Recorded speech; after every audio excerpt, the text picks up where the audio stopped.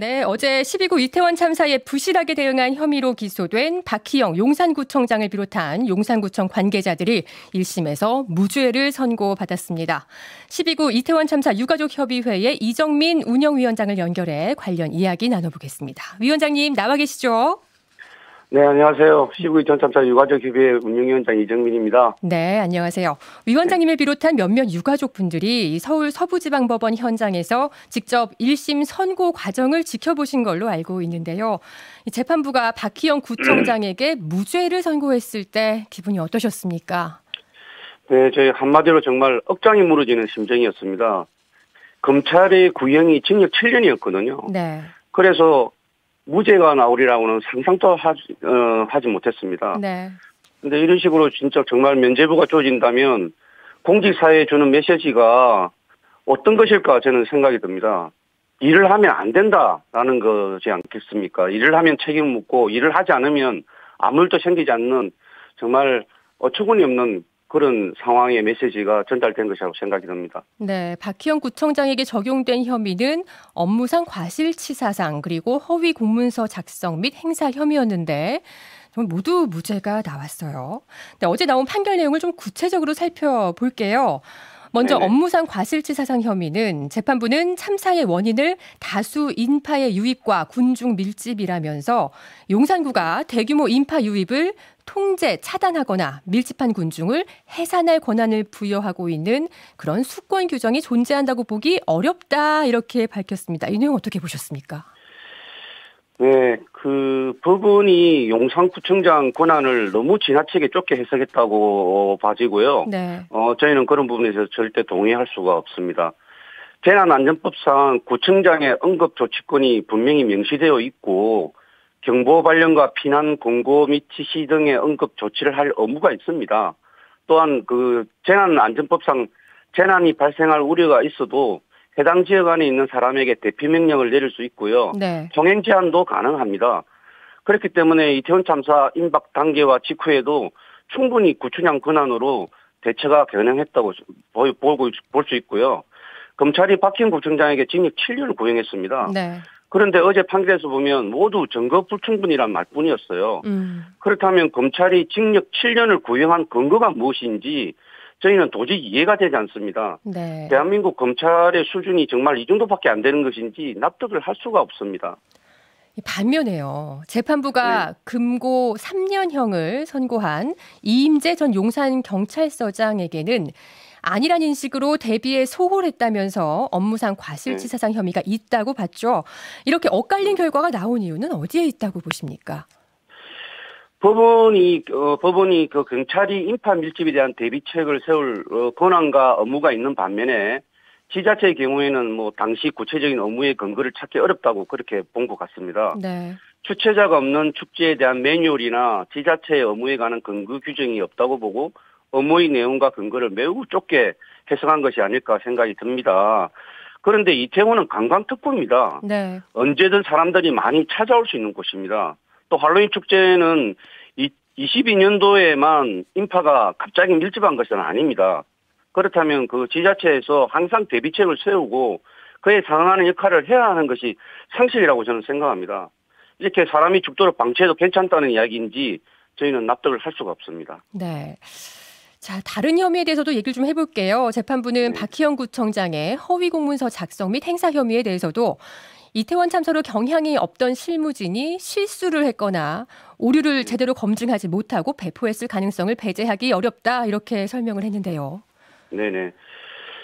검찰 공소장을 보면 구청장 도착 시간, 또 대책회의 개최 시간, 동원 공모 숫자, 이런 것들이 모두 용산구에 유리한 방향으로 틀리게 적시가 되어서 보도자료를 배포했습니다. 그래서 네. 이것을 단순한 실수라고만 저희는 보기는 어렵다고 보고요. 다시 한번 정확하게 사실관계를 밝혀내야 할 것이라고 저희는 생각합니다.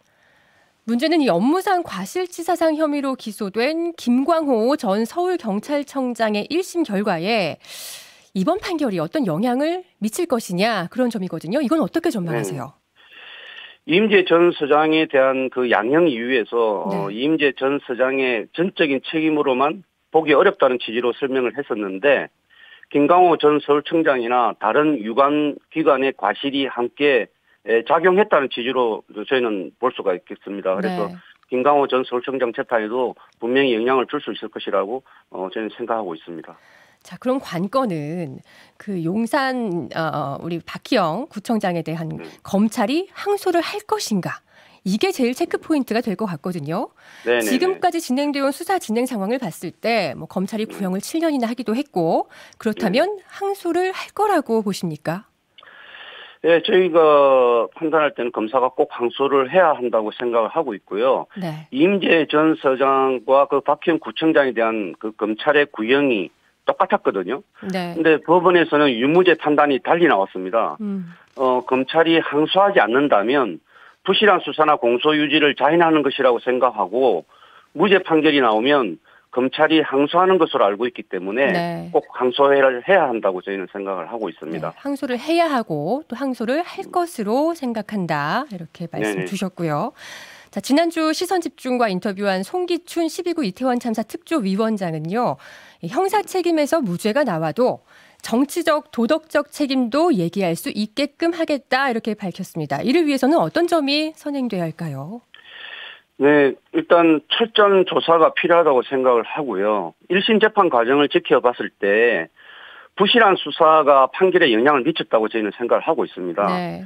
그리고 정치적, 도덕적 책임은 이미 있다고 생각을 하고 있고요. 네. 단지 너무나 뻔뻔하게도 이를 인정하지 않고 있을 뿐이죠.